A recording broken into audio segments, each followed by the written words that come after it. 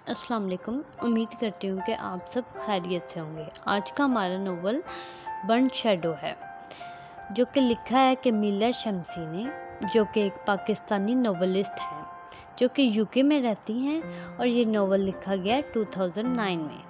इस नोवेल में historical events के बारे में डिस्कस किया गया है, जैसे जापान में अटैक हुआ और साथ में 2001, 9, 11 और 1947 के पार्टीशन के बारे में डिस्कशन हुई है। और इस नावल को 4 सेक्शंस में डिवाइड किया गया है। 4 सेक्शंस इसके बनाए गए हैं, वो आगे हम डिस्कस करेंगे। ठीक है, अब बात कर लेते हैं इनकी सेटिंग की। इनकी 4 सेटिंग्स है।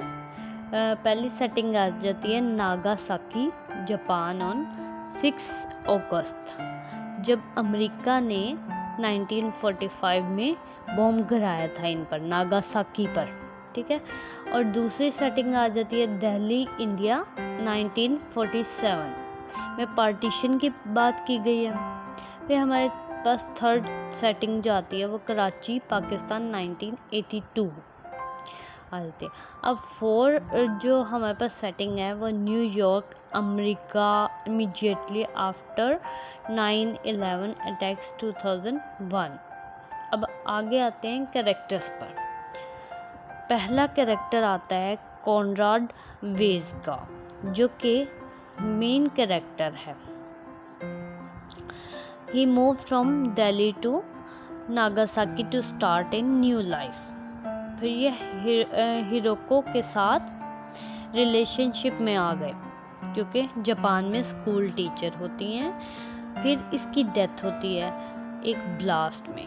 नागासाकी पे ये मौजूद होते हैं तो इनकी डेथ हो जाती है। ये समरी में मैं आपको ज़्यादा एक्सप्लेन करके, मतलब वाज़े तरीके से, अभी इनके कैरेक्टर्स की बात हो रही है। ठीक है, ब्लास्ट वही जो नागासाकी पर गिराया जाता है, इसमें इसकी डेथ हो जाती है। ये एक जर्मन मैन होता है जो कि जापान में एक एज ए ट्रांसलेटर काम करता है। फिर हमारे पास दूसरा कैरेक्टर आता है जो कि हिरोको टानाका का आता है, जो कि जापानीज टीचर हैं और बहुत ही पॉलिटिकली माइंडेड हैं। हिरोको टानाका जो कि गर्लफ्रेंड है कॉनराड वेज की। इसके जो फादर हैं इनको डिक्लेयर किया जाता है ट्रेटर। अब ट्रेटर का मतलब क्या है? ट्रेटर का मतलब है गद्दार। डिक्लेयर किया गया था उनको। इसकी मदर की डेथ हो गई थी। फिर इसको फिर एक बीमारी हो गई थी, PTSD। इसका मतलब होता है पोस्ट ट्रॉमेटिक स्ट्रेस डिसऑर्डर, जो कि एक अटैक जो हुआ था इसकी वजह से ये ना स्ट्रेस में चली गई थी। हिरोको जो है वो गॉड गिफ्टेड है, इसको बहुत सारी लैंग्वेजेस आती हैं। फिर अगला हमारे पास कैरेक्टर आता है जो कि एल्स का है। ये कॉनराड की सिस्टर है, ये दिल्ली में रहती है बिफोर पार्टीशन। फिर अगला कैरेक्टर आता है हमारे पास जैकब बर्टन का, जो कि एल्स का हस्बैंड है। फिर आता है हमारे पास हैरी बर्टन का कैरेक्टर। ये जैकब बर्टन और एल्स का बेटा है। फिर नेक्स्ट कैरेक्टर आता है किम का। ये अभी ना आपको थोड़ा सा इंट्रोडक्शन इनका सारे कैरेक्टर्स का मैं दे रही हूँ। उसके बाद समरी में ये होगा कि स्टोरी की तरह जब मैं आपको बताऊंगी इन कैरेक्टर्स का किरदार क्या है, तो फिर आपको ज़्यादा अच्छे से समझ आएगी। हैरी बर्टन्स की बेटी है ये, ठीक है, किम। इसके बाद कैरेक्टर हमारे पास होता है साजिद अशरफ का। ये जैकब बर्टन के लीगल असिस्टेंट होते हैं। फिर इसकी हिरोको से शादी हो जाती है। ये एक नेटिव इंडियन होता है जो कि प्रपोज करता है हिरोको को। हिरोको की वैसे तो ऑलरेडी पहले ही शादी हुई होती है, लेकिन जब इसके हस्बैंड की डेथ हो जाती है ब्लास्ट में, वो जो नागासाकी के मौके पर इसकी डेथ हुई थी, तो वो डेथ हो जाती है। तो इसके बाद साजिद अशरफ जो होता है इसको प्रपोज कर देता है। फिर इसके बाद रज़ा साजिद अशरफ और हिरोको का बेटा है जो कि एंजाइटी का शिकार होता है ड्यूरिंग लॉ टेस्ट। फिर अगला कैरेक्टर आता है अब्दुल्ला का जो कि अफ़गानी फ्रेंड है रज़ा का, जो कि इसको परस्यूट करता है, मतलब कि ये मना लेता है एक ट्रेनिंग कैंप के लिए अफ़गानिस्तान में टू फाइट अगेंस्ट सोवियट्स। अब सोवियट्स का मतलब क्या है? यूएसएसआर। नेक्स्ट कैरेक्टर आता है जेम्स बर्टन का। ये ब्रदर इन लॉ है कॉनराड का। He gifted the Nagasaki to Conrad base to get him out of Burton house, ताकि इसको इसके घर से निकाल सके वो। और वो घर किधर होता है? दिल्ली में। फिर हमारे पास आता है नेक्स्ट कैरेक्टर जॉर्ज का। जॉर्ज अंकल होता है कॉनराड वेस का। He had recently passed away in house in Japan. He is eccentric and was living alone. eccentric का मतलब क्या होता है? वो बंदा जिसका बिहेवियर स्ट्रेंज होता है, अजीब सा होता है, इसका हम eccentric कहते हैं। फिर हमारे पास जो करेक्टर आता है वो योशी वटाम्बो का है, जो कि एक जापानीज होता है और ये क्लोज फ्रेंड होता है कॉनराड और हिरोको का। ये बहुत हेल्पफुल फ्रेंड है जो कि जेम्स बर्टन को इन्फॉर्म करता रहता है किस बारे में? Status of their house in Japan. अब मैं आपको इसकी समरी बताऊंगी तो आपको ये नॉवल ज़्यादा अच्छे से समझ आ जाएगा। ये भी थोड़ा सा इंट्रोडक्शन में इंसान कंफ्यूज हो जाता है, कैरेक्टर्स इतने अच्छे से समझ नहीं आते। अब समरी स्टार्ट करते हैं। Let's get started. जैसे कि मैंने आपको बताया था कि ये नोवेल 4 सेक्शंस में डिवाइड है, तो 1 बाय 1 इसके सेक्शंस देखते हैं कि पहले सेक्शन में क्या होता है, फिर दूसरे में, तीसरे और चौथे में। तो ये कहानी स्टार्ट होती है प्रलोग से। प्रलोग का मतलब है एन इंट्रोडक्शन टू स्टोरी। तो ये कहानी स्टार्ट होती है प्रलोग से, जिसके अंदर एक आदमी को नंगा किया होता है और इसको बांधा हुआ होता है। कहाँ पर? जेल में। जेल के अंदर होता है और वो सोच रहा होता है कि मैं यहाँ कैसे आया, किस लिए आया और किस लिए मैं यहाँ आया हूँ, मतलब कैसे लाया गया हूँ, उसे कुछ नहीं पता। तो ये इसकी थिंकिंग होती है। अब फर्स्ट सेक्शन में क्या होता है? अब ये फर्स्ट सेक्शन जो मैंने आपको बताया था 4 सेक्शंस में ये डिवाइड है पूरा नोवेल। तो अब ये फर्स्ट सेक्शन स्टार्ट हो रहा है। First section start from Nagasaki Japan 6 अगस्त 1945। इस दिन क्या हुआ था? इस दिन अमेरिका ने जापान के शहर नागासाकी के ऊपर बॉम्ब गिराया था।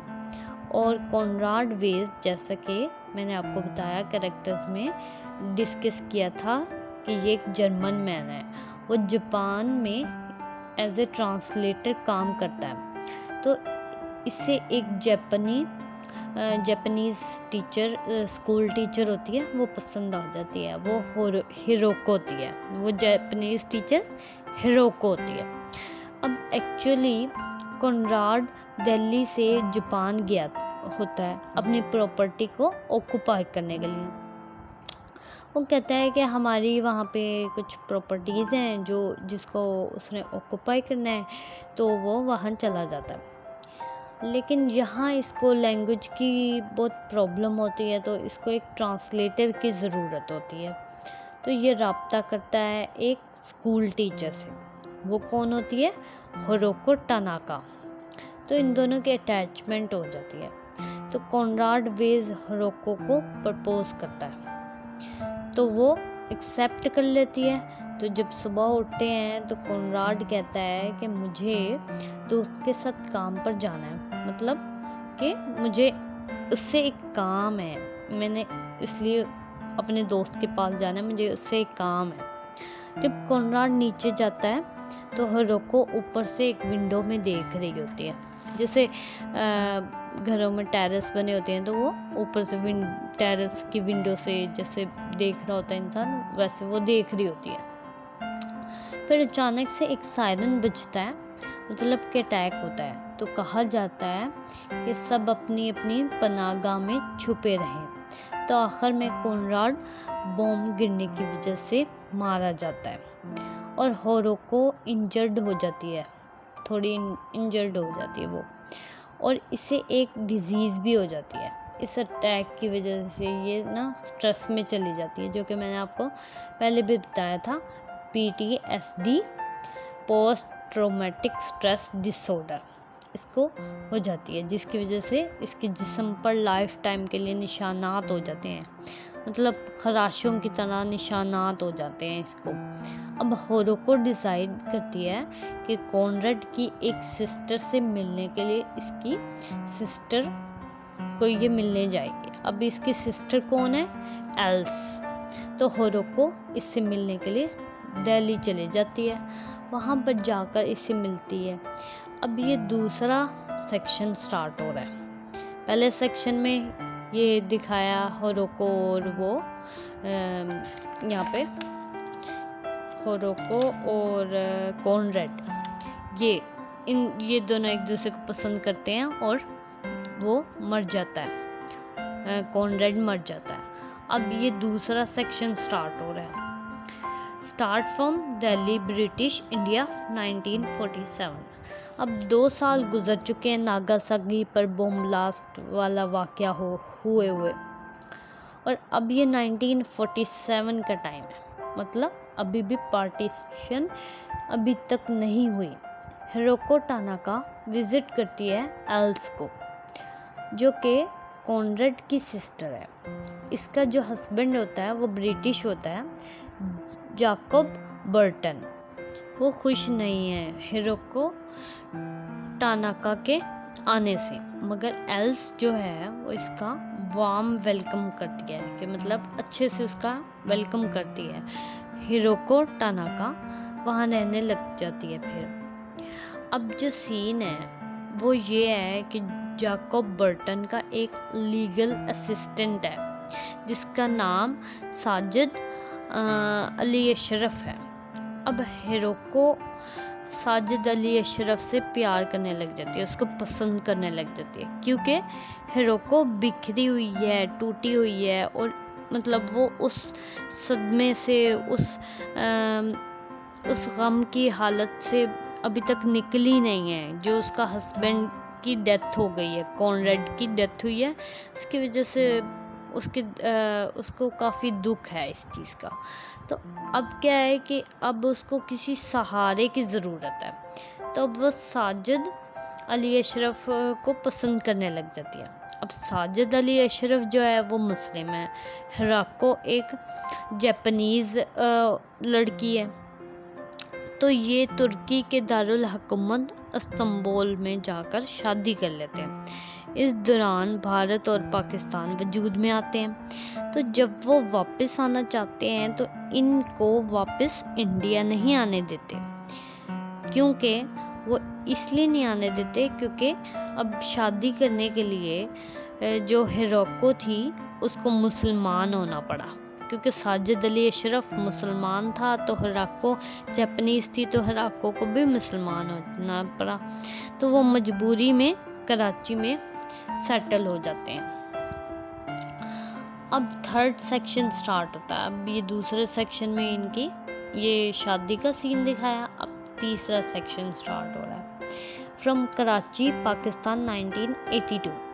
तो यूं हिरोको टानाका को 35 साल हो गए साजिद अली अशरफ से शादी किए हुए। अब साजिद ने अपनी वकालत छोड़ दी और एक सोप फैक्ट्री में काम शुरू कर दिया, एक सोप फैक्ट्री में। और इनका एक 16 साल का बेटा है जिसका नाम है रज़ा। रज़ा पढ़ाई में तो बहुत अच्छा है, but he has stress issues, उसको कुछ स्ट्रेस इश्यूज़ हैं। तो इससे एक टेस्ट है जो कि क्लियर नहीं हो रहा, नेशनल टेस्ट है जो लॉ का टेस्ट है, वो इससे क्लियर नहीं हो रहा। इसका एक अफ़गानी दोस्त बन जाता है जिसका नाम अब्दुल्ला होता है, जो कि इसको अफ़गानिस्तान में एक ट्रेनिंग पर जाने के लिए मजबूर करता है। इस टाइम रशिया अफ़गानिस्तान में वार लड़ रहा है। अब रज़ा मान जाता है और इसके साथ चला जाता है। अब जो कैंप का लीडर है वो रज़ा की एफिलिएशन से मशकूक हो जाता है कि जो अमेरिका में हैरी बर्टन है, जो बेटा है जैकब बर्टन का और एल्सा का, वो अक्सर रज़ा के घर इसको विजिट करने के लिए जाता है। वो खुद अमेरिकन बन चुका होता है और हैरी अफ़गानी होता है, तो यूं किसी अमेरिकन का किसी अफ़गानी के घर जाना उसको, जो वो होता है कैंप का लीडर होता है, उसको ये चीज़ मशकूक और वो शक में डाल देती है। वो इसको मशकूक समझता है, उसे शक हो जाता है। ठीक है, तो अब क्या होता है, सीन कुछ यूं होता है कि साजिद अली अशरफ अब तलाश करता है फिश मार्केट में अपने बेटे को। बेटा कौन है इसका? रज़ा। और एक शख्स होता है जो शक में मुब्तला हो जाता है कि साजिद का रिलेशन है अमेरिकन्स के साथ, तो साजिद को वहीं पर वो मार देता है। तो कैंप वाले रज़ा को छोड़ देते हैं, तो वो घर आ जाता है। मतलब इसके जो फादर हैं उसको यहाँ पे, जैसे मैंने पहले आपको बताया था कि गद्दार का करार दे के उसको मार दिया। ठीक है, फिश मार्केट में। अब सीन ये है, अगला सीन जो 4th सेक्शन है। अब ये यहाँ से 4th सेक्शन स्टार्ट हो गया।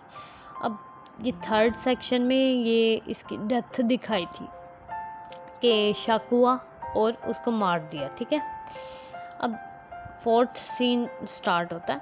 Start from New York USA 2001। इस सेक्शन में हिरोको टनाका अब बूढ़ी हो चुकी है और एल्स के साथ रहना स्टार्ट कर देती है, जो कि किसकी, ये एल्स जो है वो सिस्टर है, इसके हस्बैंड की सिस्टर थी, जो इसका पहले हस्बैंड था उसकी सिस्टर थी। ठीक है, अब क्या है कि न्यूयॉर्क के अंदर हिरोको और जो एल्स है इसको कौन विजिट करने आता है? इसको विजिट करने आता है किम इनको अक्सर विजिट करने आती है। अब हैरी और रज़ा को वर्कर्स बन चुके हैं और अब अफ़गानिस्तान में काम कर रहे हैं। रज़ा के साथ साथ रज़ा जो है ना वो साथ अब्दुल्ला को भी ढूंढने की कोशिश कर रहा है, क्योंकि ये दोनों आपस में बचपन से दोस्त हैं। अब अब्दुल्ला जो है वो अफ़गानी है और रज़ा पाकिस्तानी, तो इन दोनों की अच्छी फ्रेंडशिप हो गई थी।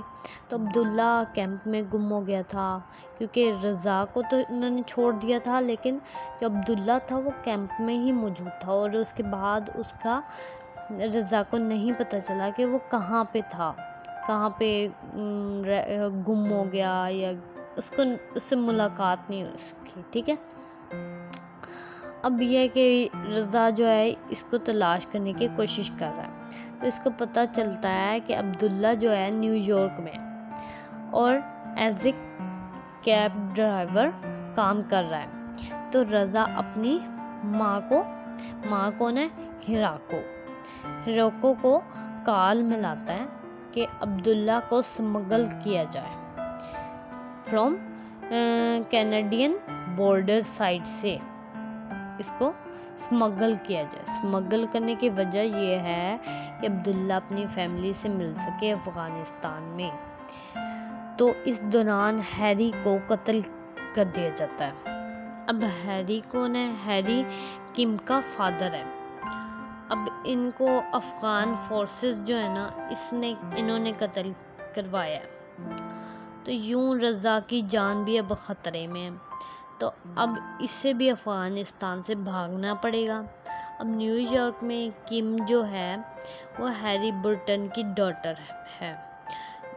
वो कहती है हिरोको से कि आप ऐसा ना करें, अब्दुल्ला को मैं वहाँ से स्मगल करवा लेती हूँ। तो कैनेडियन बॉर्डर साइड पर अब लास्ट में रज़ा अफ़गानिस्तान से आता है। मॉन्ट्रे जो कि कनाडा की एक सिटी है, जहाँ पर इसकी मुलाकात होती है अब्दुल्ला से एक रेस्टोरेंट में, जहाँ इसे किम ड्रॉप करती है। अब किम जो है ना वो अब्दुल्ला को देखती है और वो शक में मुब्तला हो जाती है। मतलब इसका इस्लामिक फेथ के बारे में ना वो उसे शक होता है कि उसके ना जो हुलिया होता है वो इस्लामी होता है। तो वो समझती है कि ये कोई टेररिस्ट है।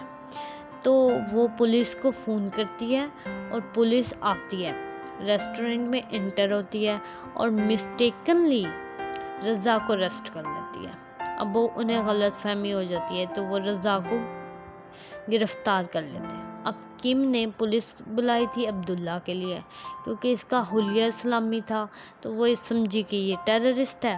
लेकिन पुलिस अरेस्ट किसको कर लेती है? रज़ा को। अब जब किम वापस जाती है अपार्टमेंट में, किसके अपार्टमेंट में? हिरोको के। तो हिरोको बहुत गुस्सा होती है अपने बेटे की गिरफ्तारी पर, because it is simply out of misguided race profiling. अब यहाँ पे ये स्टोरी एंड होती है। तो जैसे कि मैंने आपको स्टार्ट में बताया था कि एक कैदी है जेल में जिसको नहीं पता कि वो कहाँ से आया और क्यों आया और यहाँ क्यों लाया गया है। तो वो कौन है? वो रज़ा होता है। जी, वो रज़ा होता है कि उसे नहीं पता होता कि वो क्यों यहाँ लाया गया, क्योंकि किम ने पुलिस बुलाई होती है अब्दुल्ला को गिरफ्तार करने के लिए और वो मिस्टेकनली रज़ा को गिरफ्तार कर लेती है। तो किम फिर बाद में वो पुलिस से रिक्वेस्ट बहुत ज़्यादा करती है कि जो रज़ा है वो क्रिमिनल नहीं है। वैसे तो एक्चुअली ये दोनों अब्दुल्ला और रज़ा ये दोनों ही क्रिमिनल नहीं है, लेकिन किम को ये गलत फहमी होती है। तो किम की जो है पुलिस किम की कोई बात नहीं मानते और जो रज़ा होता है वहाँ जेल में सड़ रहा। अब रज़ा को अपने साथ वो फिर ले जाती है पुलिस। अब बात करते हैं नोवेल के थीम्स की। अब थीम्स में फेमिनिज्म है, जो कि इस नोवेल की राइटर एक फेमिनिस्ट थी।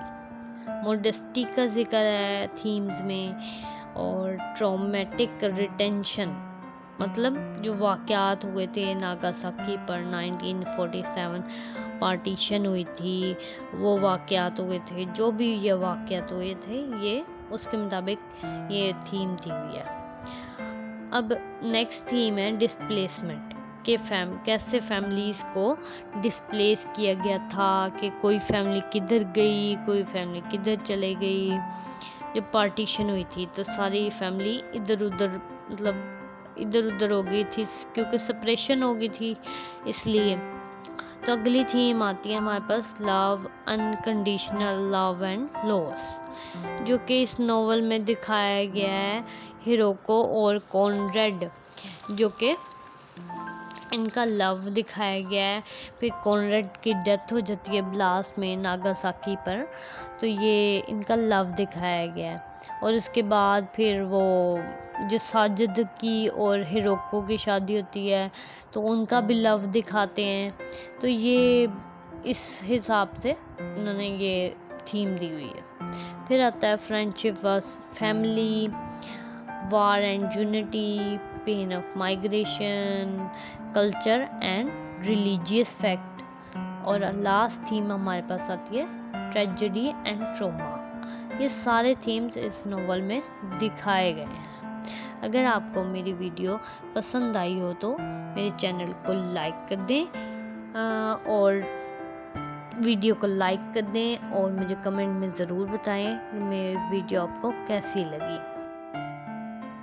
और बेल आइकन को प्रेस कर दें ताकि आपको मेरे आने वाली तमाम वीडियोस के नोटिफिकेशंस बाकायदगी से मिलते रहें। Thank you.